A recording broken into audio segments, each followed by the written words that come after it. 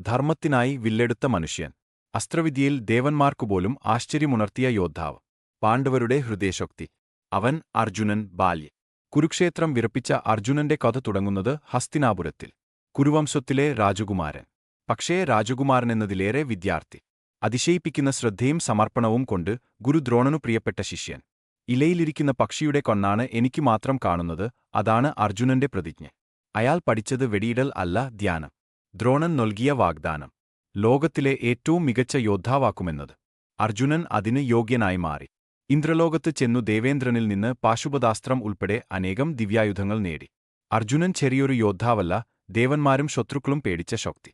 അർജുനൻ ഒരു യോദ്ധാവ് മാത്രമല്ല, അവൻ ഒരു മനുഷ്യൻ.